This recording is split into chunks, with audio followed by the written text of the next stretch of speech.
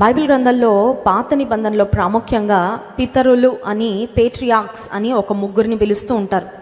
వారెవరంటే అబ్రహాము, ఇస్సాకు, యాకోబు. వీరిని అటు యూదులు అలాగే మరి ముస్లిమ్స్ అంత మాత్రమే కాదు, దేవుని బిడ్డలైన క్రీస్తును కలిగిన మనకు కూడా వీరు ముగ్గురు చాలా చాలా ప్రాముఖ్యమైన వ్యక్తులు. అయితే ఈరోజు ప్రాముఖ్యంగా ఇస్సాకు జీవితాన్ని గురించి ధ్యానం చేయాలని దేవుడిచ్చిన నడిపింపును బట్టి ఇస్సాకు యొక్క జీవితము, ఆయన జీవితము నుండి మనం నేర్చుకునే శ్రేష్టమైన అంశాలను ఈరోజు మనం ధ్యానం చేసుకుందాం.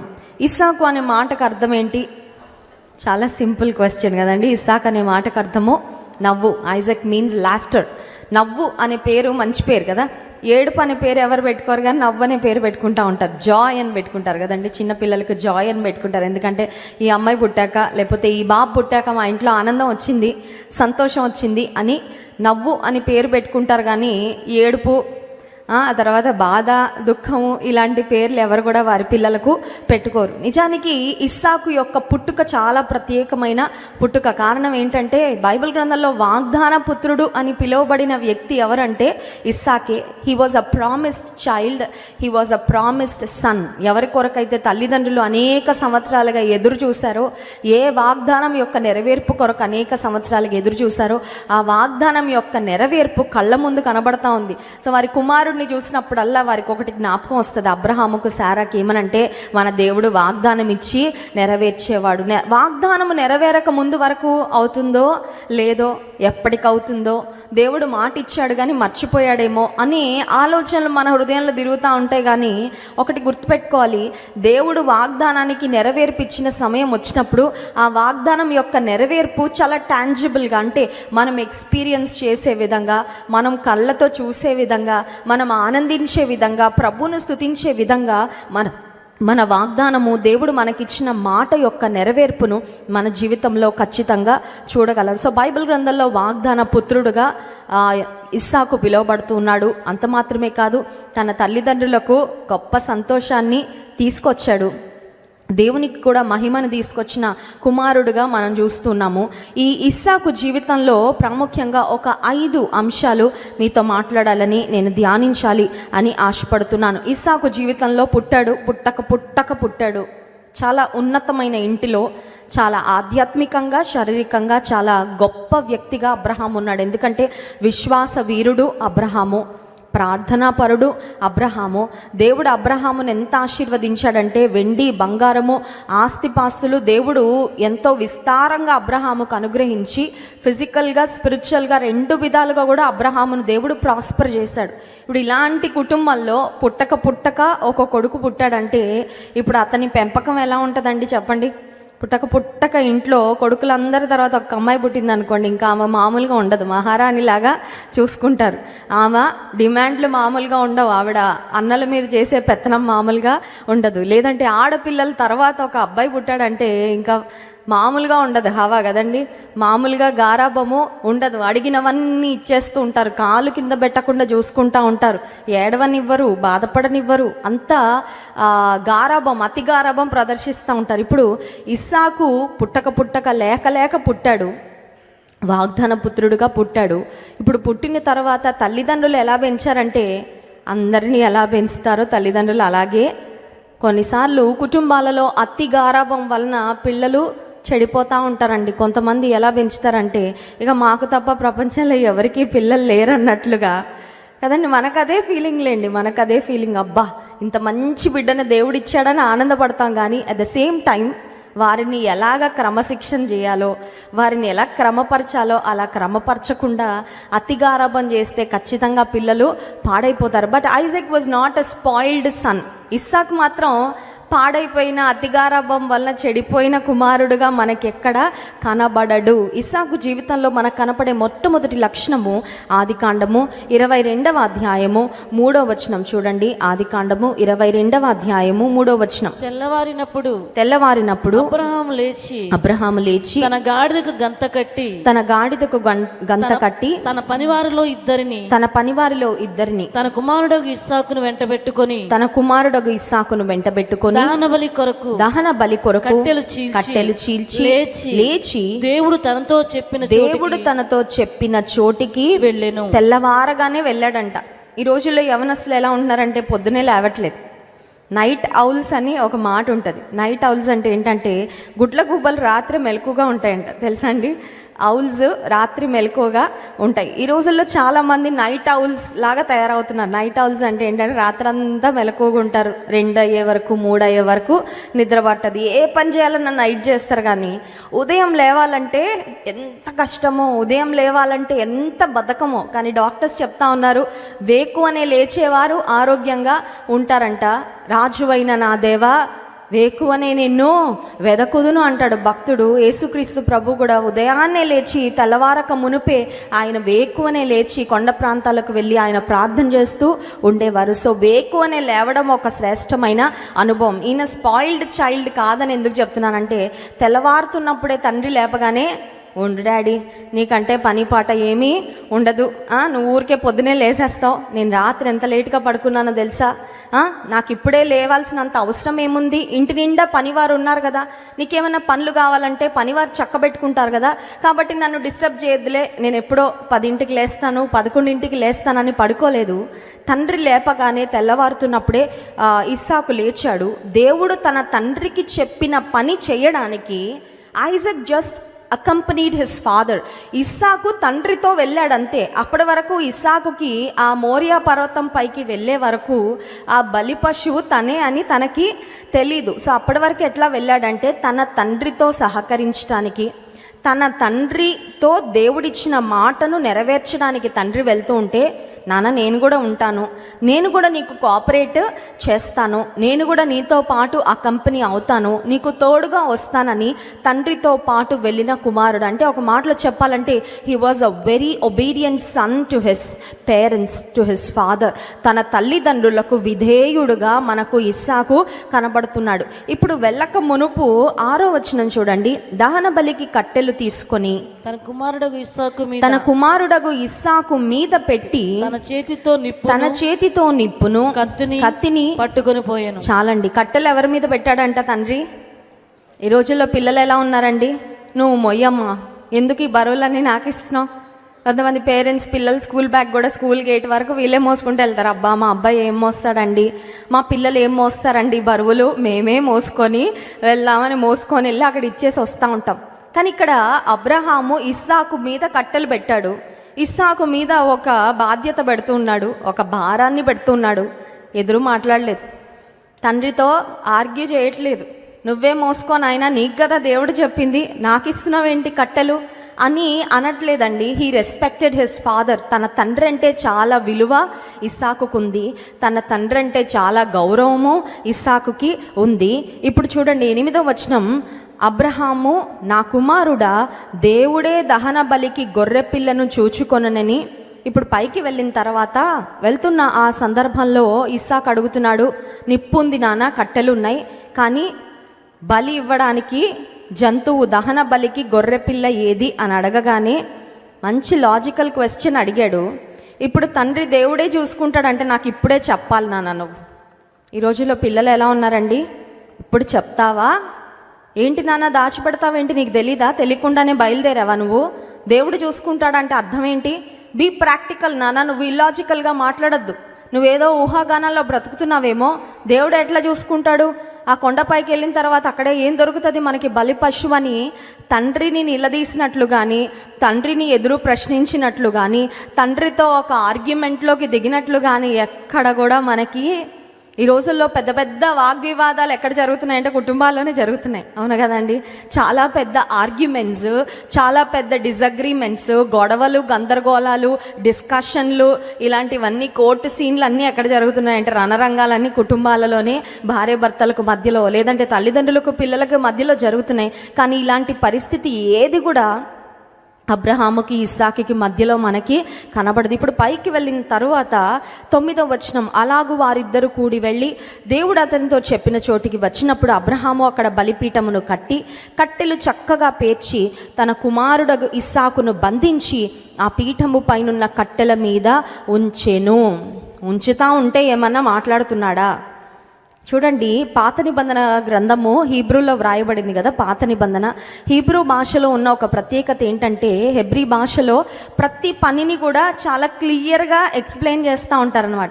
అతన్ని బంధించి కట్టెల మీద పెట్టాడంటే మన కళ్ళకి అది ఇమాజిన్ చేసుకోవడానికి, ఊహించుకోవడానికి చాలా ఈజీగా, చాలా స్పష్టంగా ఉంటుంది. ఇంకోటి మనం చూస్తే ఆయన నోరు తెరిచి ఇలా మాట్లాడాను అని ఉంటుంది బైబిల్లో. యేసుక్రీస్తు ప్రభు నోరు తెరవకుండా ఎవరు మాట్లాడరు. కానీ బైబిల్ గ్రంథంలో కొన్ని అంత విపులంగా, అంత స్పష్టంగా పరిశుద్ధాత్మ దేవుడు వ్రాయించారు. ఇప్పుడు కనుక ఇస్సాకుని బంధిస్తూ ఉన్న ఆ తరుణంలో, ఆ సందర్భంలో ఇస్సాకు ఏమైనా రెసిస్ట్ చేసి ఉంటే, తండ్రిని ఎదిరించుంటే, నన్ను మాత్రం బలి పశువును చేయకు నానా అని అనుంటే, పరిశుద్ధాత్మ దేవుడు అది కూడా ఖచ్చితంగా రాయించి ఉంచేవాడు. ఎందుకంటే ఇస్సాకును బంధించాడంట తండ్రి. It must be a very difficult thing for the father. తండ్రికి అది చాలా కష్టమైన పని. బలి ఇవ్వడం కష్టమైన పని, కానీ దానికి ముందు ప్రిపరేషన్స్ కూడా చాలా చాలా కష్టమైన పని. ఒక మాటలో చెప్పాలంటే, అబ్రహాము దేవుని మాటకు విధేయత చూపించడానికి తన ఎమోషన్స్ అన్నీ కూడా ప్రక్కన పెట్టేశాడు. ఫీలింగ్స్, సెంటిమెంట్స్ అన్నీ ప్రక్కన. కొన్నిసార్లు మనకు దేవుని కన్నా, దేవుని చిత్తం కన్నా మన ఎమోషన్స్, మన ఫీలింగ్స్, మన సెంటిమెంట్లు ఎక్కువ అయిపోతూ ఉంటాయి. అవునా కదా?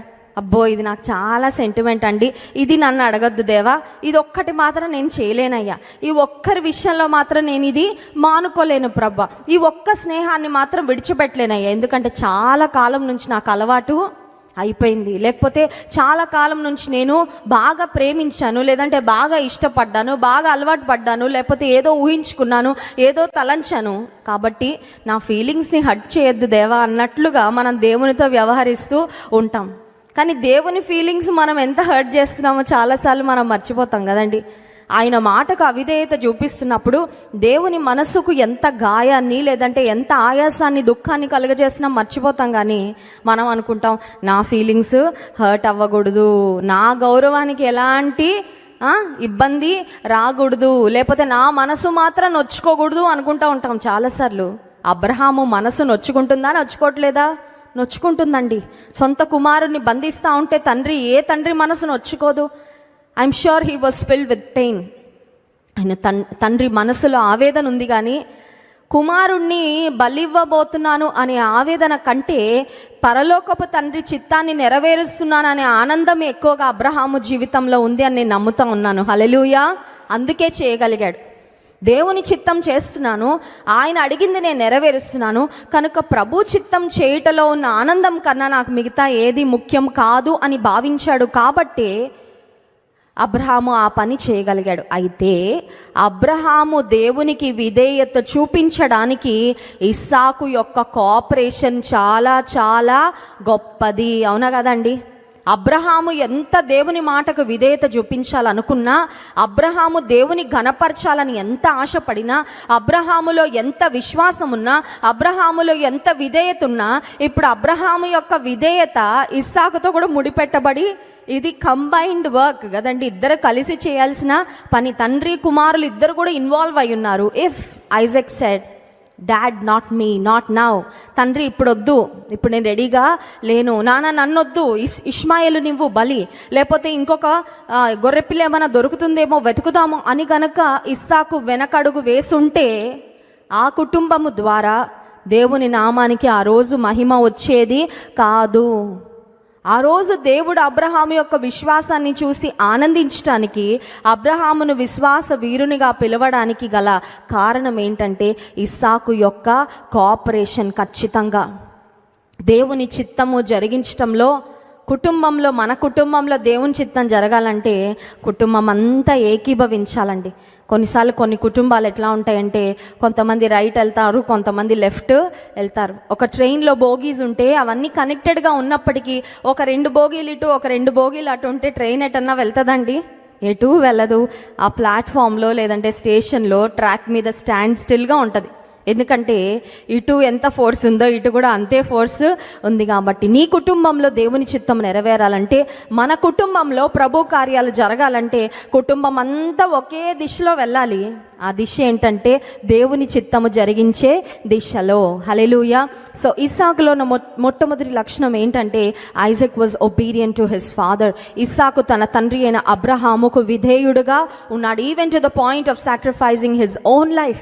తన సొంత ప్రాణాన్ని త్యజించాల్సిన, తన ప్రాణాన్ని కోల్పోవాల్సిన సందర్భం వచ్చినప్పుడు కూడా దేవుని మాటకు విధేయత ఇస్సాకు చూపించాడు. రెండవదిగా ఇస్సాకులో ఉన్న రెండవ ప్రాముఖ్యమైన లక్షణం ఏంటంటే ఇస్సాకు ఒక ఉన్నతమైన తండ్రికి పుట్టాడు. చాలా గొప్ప తండ్రికి పుట్టాడు. చాలా గొప్ప ఇంట్లో ఉన్నాడు. బోల్డ్ అంతమంది పనివారు చుట్టూ ఉన్నారు. వీడియో గేమ్స్ ఆడుకుంటూ లేకపోతే టైంపాస్ చేసుకుంటూ అటు ఇటు షికార్లకు వెళ్తూ ఇస్సాకు సమయాన్ని గడపలేదు. కానీ ఇస్సాకు ఒక ప్రార్థనా పరుడుగా మనకు కనబడుతున్నాడు. చూడండి, ఆదికాండం 24వ అధ్యాయము 63వ వచనం. ఆదికాండము 24వ అధ్యాయము 63వ వచనం. సాయంకాలమున ఇస్సాకు పొలములో ధ్యానింప బయలు వెళ్ళి కన్నులెత్తి చూచినప్పుడు ఒంటెలు వచ్చుచుండెను. చాలండి, పొలములో ఎందుకు వెళ్ళాడు? ధ్యానించడానికి ఇస్సాకు వెళ్ళాడు. He went to pray. ప్రార్థన చేయడానికి, ధ్యానించడానికి ఇస్సాకు వెళ్ళాడు. సో ఇస్సాకులో మనకు కనపడే రెండవ ప్రాముఖ్యమైన లక్షణం ఏంటంటే ఇస్సాకు ప్రార్థన పరుడు. ఈ రోజుల్లో చాలామంది పరిస్థితి, డబ్బు బాగా ఉంటే, పరిస్థితులన్నీ బాగుంటే, అందరి ప్రేమ బాగా అందుతూ ఉంటే, జీవితంలో ఏ కష్టం లేకుండా పరిస్థితులన్నీ చక్కగా సెట్ అయిపోతే ఇక ప్రార్థనకి చాలా దూరంగా ఉంటారండి. ఎందుకంటే ప్రార్థన చేయాల్సిన అవసరం ఏంటండి? మాకు కావాల్సిన ఫుడ్ వచ్చేస్తుంది, మాకు కావాల్సినవన్నీ ఉన్నాయి. So this no need for dependence on God. దేవుని మీద ఆధారపడాల్సిన అవసరం లేదు కదండి. కష్టం వస్తే, వ్యాధి వస్తే, ఇబ్బంది వస్తే, ఇరుకొస్తే, మా అమ్మ నాన్న తీర్చలేని సమస్య వస్తే అప్పుడు వస్తాను దేవుని దగ్గర. కానీ దేవునికి చాలా దూరంగా బ్రతుకుతారు. కానీ ఇస్సాకుకు అన్నీ బాగున్నాయి, పరిస్థితులన్నీ చాలా బాగున్నాయి, సంపన్నమైన కుటుంబంలో ఉన్నాడు, తండ్రి ప్రార్థనా పరుడు, తండ్రి దేవుని స్నేహితుడు, తండ్రి దేవునితో నడుస్తున్నాడు. మా నాన్న ప్రార్థన నన్ను పరలోకానికి చేరుస్తుందని ఇంట్లో కూర్చోలేదండి. ఈ రోజుల్లో కొంతమంది పిల్లలు, మమ్మీ నా గురించి కూడా నువ్వే చేసేయి ప్రార్థన. ఏమంటారండి? తల్లికి అప్పచెప్పేస్తారు. ఉపవాసం, ప్రార్థన అన్నీ నువ్వు చేసేయి, నేను మాత్రం నా ఇష్టానుసారంగా బ్రతికేస్తానని తల్లి మీదో తండ్రి మీదో ప్రార్థనా బాధ్యత పెట్టేసి వారి ప్రార్థనలు సరిపోతాయిలే, నేను వ్యక్తిగతంగా ప్రార్థన చేసుకోవాల్సిన అవసరం లేదని పర్సనల్ ప్రేయర్ను, వ్యక్తిగతమైన ప్రార్థనను కొంతమంది నెగ్లెక్ట్ చేస్తూ ఉంటారు. నీ తల్లి తింటే నీ కడుపు నిండదు కదా. తండ్రి తింటే మన కడుపు నిండుతుందండి? నిండదు. మన కడుపు మనమే నింపుకుంటున్నామే. విశ్వాస జీవితంలో నీవు దేవునితో చేసే సంభాషణ నీవే చేయాల. నువ్వు దేవుని మీద వ్యక్తిగతంగా ఆధారపడాలి. అఫ్ కోర్స్ తల్లిదండ్రుల ప్రార్థనలు, సంఘం యొక్క ప్రార్థనలు, దైవజనుల యొక్క ప్రార్థనలు ఖచ్చితంగా మనకు ఆశీర్వాదాన్ని, సహాయాన్ని ఇస్తాయి. కానీ but don't just depend on them. నీవు వ్యక్తిగతంగా ప్రార్థన చేసుకోవాలి. నీవు వ్యక్తిగతంగా దేవునితో మాట్లాడాలి. నీవు వ్యక్తిగతంగా దేవుని మీద ఆధారపడాలి. ఇస్సాకు జీవితంలో ఒక మాటలో చెప్పాలంటే పాత నిబంధన గ్రంథంలో టైప్ క్రైస్ట్ అని ఇస్సాకును పిలుస్తూ ఉంటారంట. అంటే క్రీస్తు ప్రభువుకు ముంగుర్తుగా ఇస్సాకు కనబడుతూ ఉన్నాడు. ఎలా అండి? ఇస్సాకుకు యేసుక్రీస్తు ప్రభు వారికి ఉన్న పోలిక ఏంటి అని ఆలోచిస్తే, తండ్రి చిత్తాన్ని యేసుక్రీస్తు ప్రభు ఎలా నెరవేర్చి ఆయన సిలువ ఎక్కారో, అబ్రహాము అంటే ఇస్సాకు యొక్క తండ్రి ఇష్టాన్ని నెరవేర్చి ఇస్సాకు కూడా అదే విధంగా తను బలిగా అర్పించబడడానికి ఇష్టపడ్డాడు. మేము ఇజ్రాయెల్ దేశం వెళ్ళినప్పుడు కల్వరి కొండపైకి ఎక్కామండి. కల్వరి కొండపైకి ఎక్కినప్పుడు అక్కడ 2 పెయింటింగ్స్ మాకు కనబడ్డాయి.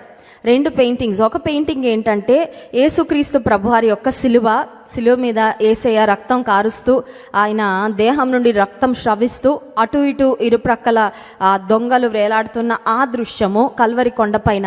ఆ ప్రక్కనే ఇంకొక పెయింటింగ్ చూపించారు. ఏంటంటే అబ్రహాము కత్తి ఎత్తి ఇస్సాకును బలి ఇస్తా ఉన్న ఆ సందర్భం. అవి 2 ప్రక్కనే ఎందుకు వేశారంటే ఆ రెండిటికి చాలా దగ్గర సంబంధం, ఒక పోలిక మనకు కనబడుతుంది. అబ్రహాము మాటను విధేయత చూపించి ఏ విధంగా ఇస్సాకు బలి అవ్వడానికి సిద్ధపడ్డాడో, యేసుక్రీస్తు ప్రభువారు కూడా తండ్రి మాటకు విధేయుడై ఆయన కల్వరి సిలువలో తన ప్రాణాన్ని అర్పించారు. బైబిల్ గ్రంథంలో ఉంటుంది, వదకు తేబడు గొర్రె పిల్లయు, బొచ్చు కత్తిరించు వారి ఎదుట గొర్రెయు మౌనముగా ఉండునట్లు ఆయన నోరు తెరవలేదు. ఇస్సాకు నోరు తెరిచినట్లు ఉందా అండి? ఎదురు మాట్లాడినట్లు లేదు, లేకపోతే రెసిస్ట్ చేయడానికి, ఆపడానికి ప్రయత్నం చేసినట్లు మనకు కనబడదు. యేసుక్రీస్తు ప్రభువారు ఏ విధంగా అయితే కలువరి శిలువపై ఆయన మరణిస్తున్నప్పుడు, ఆ యెరూషలేము వీధులలో ఆయన శ్రమ పడుతూ నడుస్తున్నప్పుడు ఎక్కడ కూడా ఆయన సఫరింగ్ను తగ్గించుకోవడానికి కానీ ఆపడానికి కానీ ఆయన ప్రయత్నం చేయలేదో, ఇస్సాకు కూడా అదే విధంగా ఎక్కడ కూడా తన తండ్రి మాటకి ఎదురు చెప్పలేదు. ఏ విధంగా అయితే యేసుక్రీస్తు ప్రభువారు మరణించిన తరువాత మరణాన్ని జయించి తిరిగి లేచారో, ఇస్సాకు కూడా బలి అవ్వడానికి మరణించడానికి సిద్ధపడిపోయాడు. కానీ దేవుడు మాత్రం తన అత్యున్నతమైన కృపలో అబ్రహాముకు ఒక స్వరము వినబడింది. స్టాప్ అబ్రహాం, అబ్రహాము ఆపు, నీ కుమారుణ్ణి నువ్వు బలివ్వద్దు. ఇందు మూలముగా నువ్వు నన్ను ఎంత ప్రేమిస్తున్నావో, నీవు నా ఎడల ఎంత విశ్వాసం కలిగి ఉన్నావో నాకు అర్థమైంది. సో ఇస్సాకు ఏ విధంగా అయితే ఆల్మోస్ట్ మరణం వరకు వెళ్ళి మళ్ళీ తిరిగి తన ప్రాణాన్ని పొందుకున్నాడో, అదేవిధంగా యేసుక్రీస్తు ప్రభువారైతే ఆయన కంప్లీట్గా మరణించి మరణాన్ని జయించి ఆయన తిరిగి లేచారు. సో ఇస్సాకు యేసుక్రీస్తు ప్రభువారికి ముంగుర్తుగా లేదా యేసుక్రీస్తు ప్రభువారికి సాదృశ్యంగా ఒక టైప్ క్రైస్ట్గా పాత నిబంధన గ్రంథంలో మనకి కనబడుతున్నాడు. మూడవదిగా ఇస్సాకు జీవితంలో నుండి మనం నేర్చుకునే అంశము ఆదికాండం 26వ అధ్యాయము 20వ వచనం చూడండి. ఆదికాండము 26వ అధ్యాయము 20వ వచనం. అప్పుడు గెరారు కాపరులు ఇస్సాకు కాపర్లతో జగడమాడి, ఈ నీరు మాదే అని చెప్పిరి గనుక వారు తనతో కలహించినందున అతడు ఆ బావికి ఏషెకు అను పేరు పెట్టెను. వారు మరి యొక్క బావి త్రవ్వినప్పుడు దాని కొరకును జగడమాడిరి గనుక దానికి సిత్నా అను పేరు పెట్టెను. అతడు అక్కడ నుండి వెళ్ళి మరి యొక్క బావి త్రవ్వించెను. దాని విషయమై వారు జగడమాడలేదు గనుక అతడు ఇప్పుడు యెహోవా మనకు ఎడము కలుగజేసి ఉన్నాడు కనుక ఈ దేశమందు అభివృద్ధి పొందుదమనుకుని దానికి రహెబోతు అను పేరు పెట్టెను. గెరారు కాపరులట ఇస్సాకు త్రవ్వించిన బావులను స్వాధీనం చేసుకుంటా ఉన్నారు. ఇది మాదే అని అడుగుతా ఉన్నారు. చూడండి, ఇప్పుడు ఇస్సాకు రైట్ఫుల్గా ఆ బావిని మేం త్రవ్వించాము, ఆ బావిలోని నీళ్లు మేం వాడుకోవాలి, మా గొర్రెలు వాడుకోవాలి, మా కుటుంబీకులు తాగాలి, ఇప్పుడు మీరు మాది మీదని ఎలా అంటారని గొడవకు దిగడానికి ఎన్నో అవకాశాలు ఉన్నాయండి. But Isaac was a man of peace. ఇస్సాకు తన తండ్రి అడుగుజాడల్లోనే నడిచాడు ఖచ్చితంగా. ఎందుకంటే తండ్రి ఎలా ప్రార్థనాపరుడో కుమారుడు కూడా అదే విధంగా ప్రార్థనాపరుడు. తండ్రి ఎలా మరి దేవుని మాటకు విధేయుడుగా ఉన్నాడో కుమారుడు కూడా అదే విధంగా దేవుని మాటకు విధేయుడుగా ఉన్నాడు. అబ్రహాము జీవితంలో మనం చూసినట్లయితే అబ్రహాము యొక్క గొర్రెల కాపర్లకు లోతు యొక్క గొర్రెల కాపర్లకు కలహం వచ్చినప్పుడు అబ్రహాము లోతుని పిలిచి చెప్తాడు, నీకు నాకు నీ గొర్రెల కాపర్లకు మా గొర్రెల కాపర్లకు కలహము ఉండకూడదు, ఎందుకంటే మనం బంధువులం కాబట్టి నీవు ఒక ప్రదేశానికి వెళ్ళు, లోతు నేను మరొక ప్రదేశానికి వెళ్తాను, మన మధ్యలో గొడవలు ఉండడానికి వీల్లేదని సమాధానాన్ని కోరుకున్న వ్యక్తిగా అబ్రహాం మనకు కనబడతాడు. ఇక్కడ ఇస్సాకు కూడా ఎగ్జాక్ట్గా తండ్రి పోలికే ఇస్సాకులో కూడా కనబడుతూ ఉంది.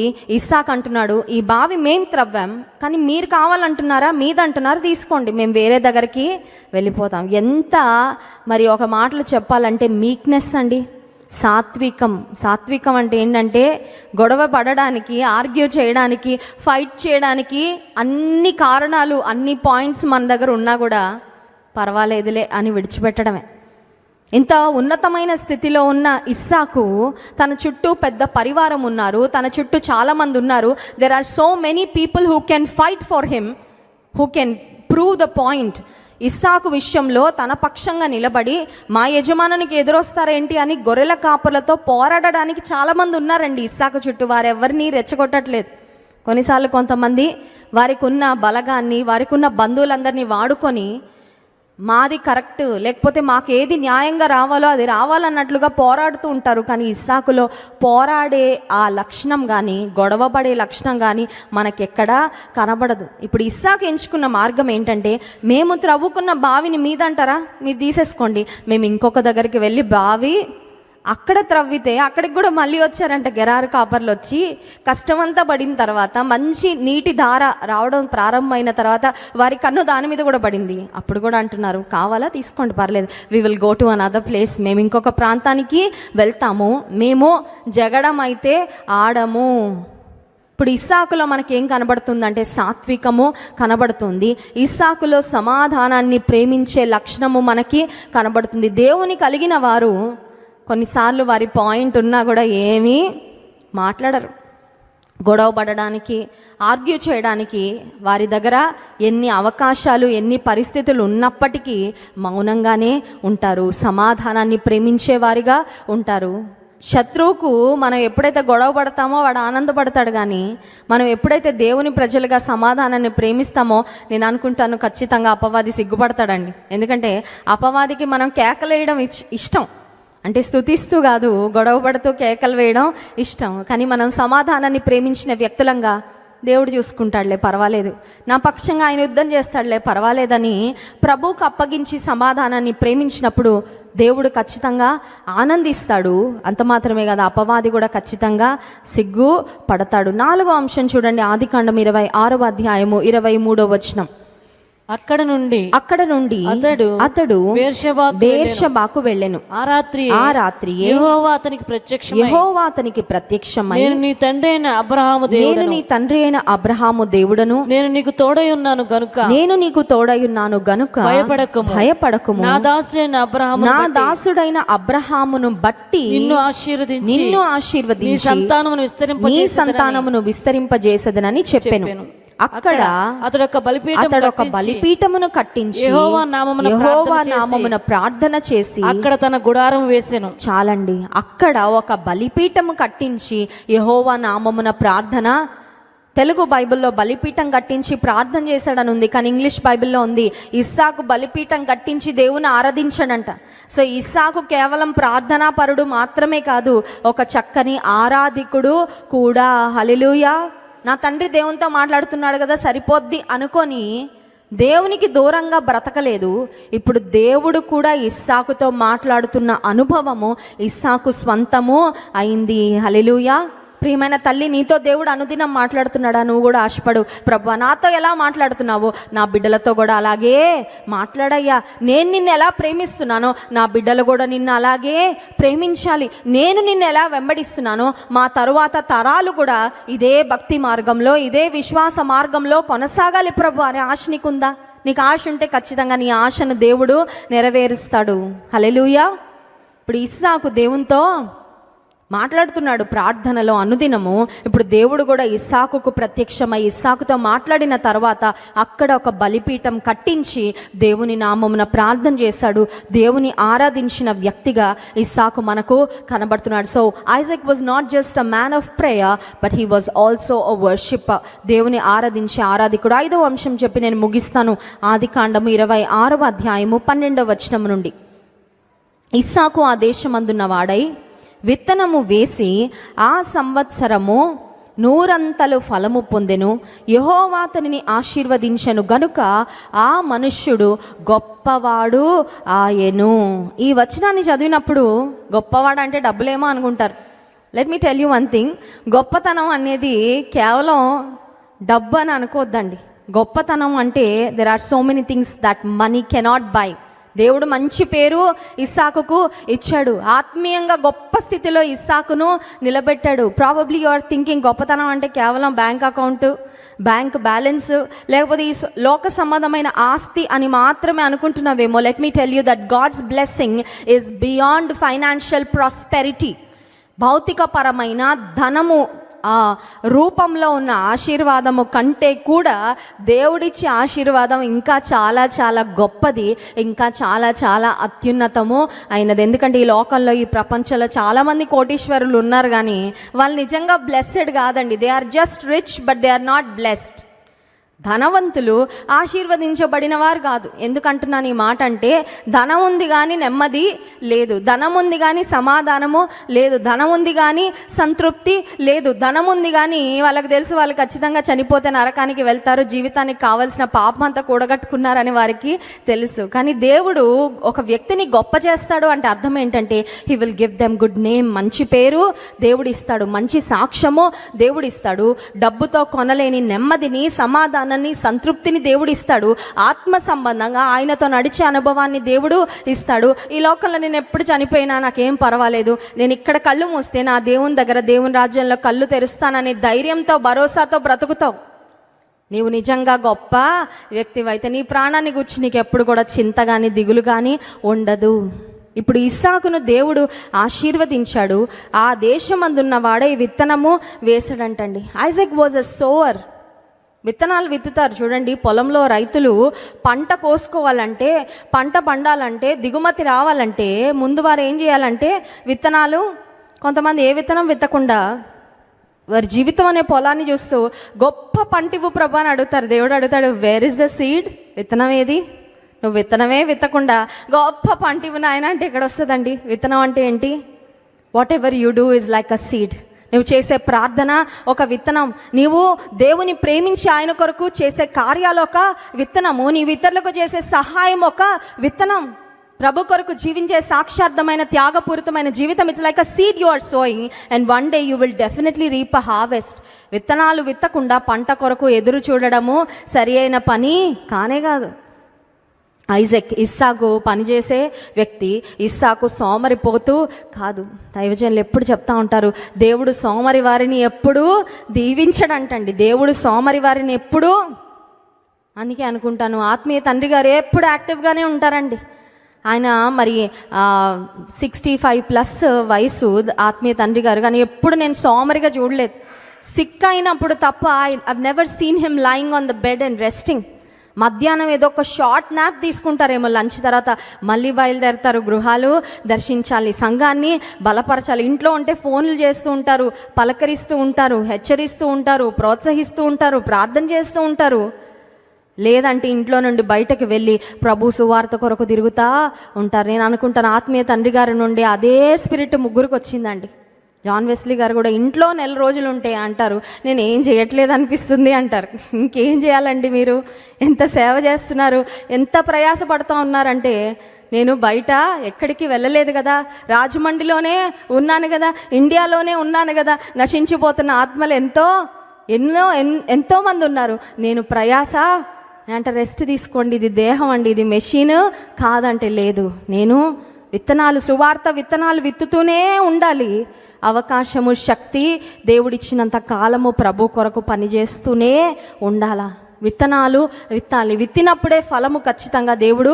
సువార్త ఎవరికి చెప్పకుండా నా ద్వారా ఆత్మలు రక్షించబడాలని ఆశపడితే అవుతుందండి కార్యం? ఏమీ చేయకుండా, దేవుని కొరకు నోరు కూడా తెరవకుండా, ఇంటి గడప కూడా దాటకుండా, దేవుని కొరకు నీ శక్తి బలం కొంచెం కూడా ఖర్చు చేయకుండా బలంగా వాడుకో అయ్యా అంటే దేవుడు ఏమంటాడు?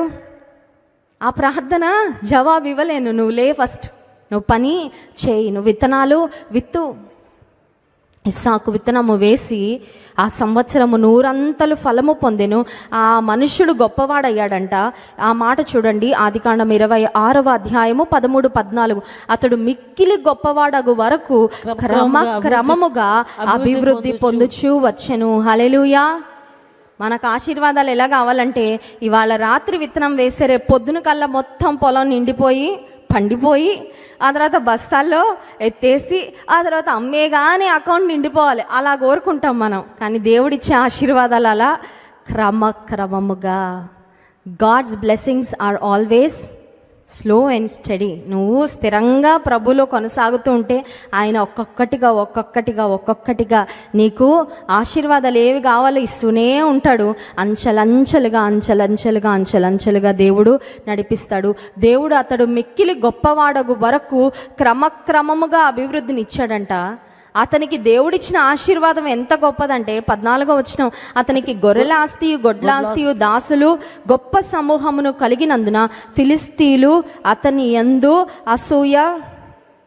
ఆశీర్వాదం ఎంత ఎక్కువ అయిపోయిందంటే అందరికీ కనబడిపోతుంది. చూడండి, ఆశీర్వాదం దాచుకోగలిగినంత వరకు ఉందంటే తక్కువ ఉన్నట్టు. కొన్నిసార్లు ఇక దాచుకోలేం కదా, ఆశీర్వాదం కనబడిపోతూ ఉంటుంది అందరికీ. ఇప్పుడు ఆశీర్వాదం ఎంత ఎక్కువ అయిపోయిందంటే ఫిలిస్తీయులు అతన్ని చూసి అసూయ పడే అంతగా దేవుడు ఇస్సాకును.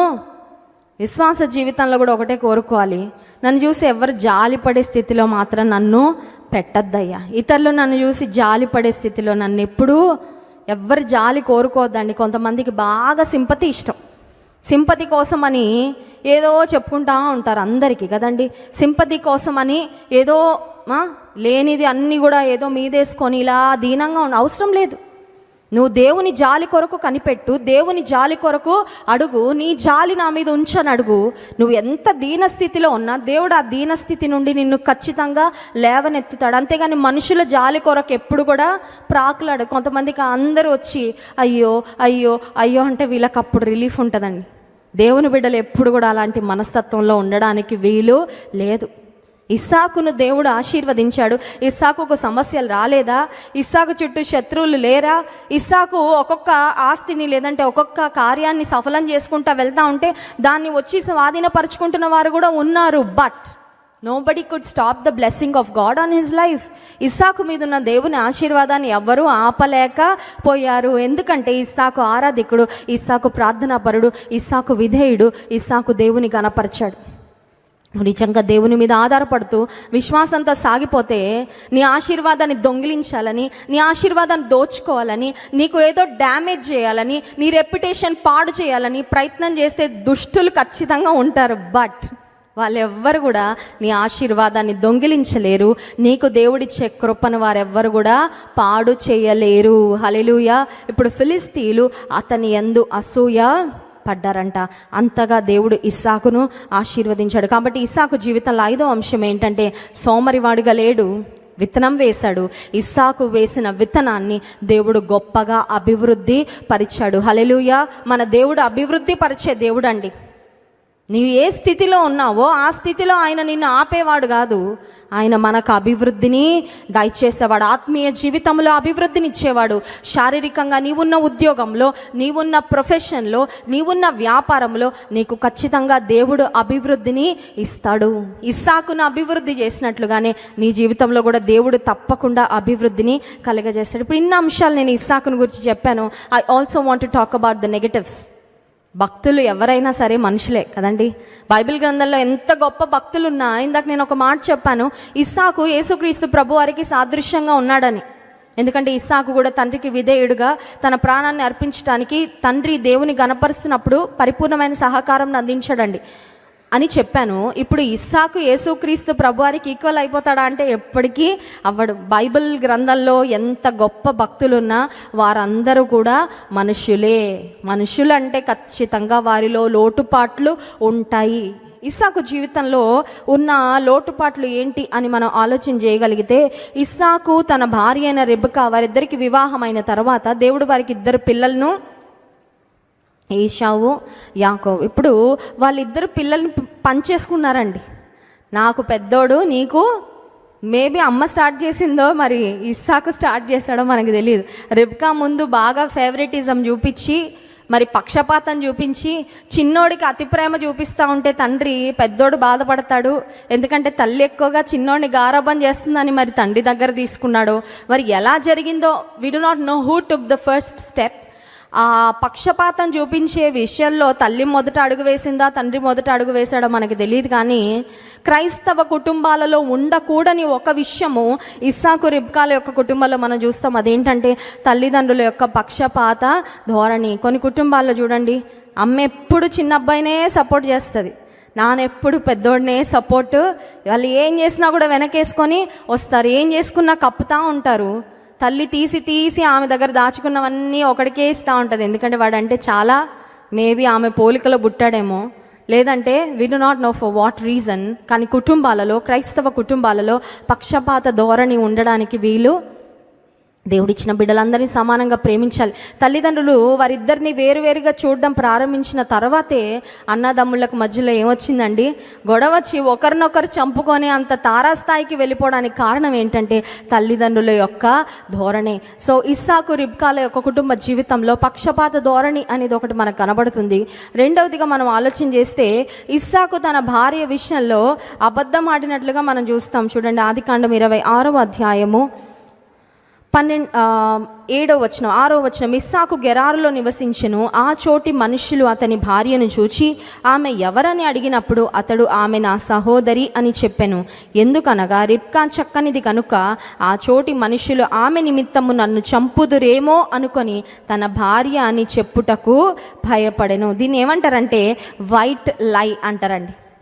వైట్ లై అంటే అర్థం ఏంటంటే అబద్ధమే, కానీ దానివల్ల ఎవరికి ఏ ప్రమాదం, ఆ అబద్ధం వల్ల మంచి జరుగుతుందండి. అందుకని అది మంచి అబద్ధం అండి, చెడ్డ అబద్ధం. కానీ అబద్ధమే, అవునా కదండి.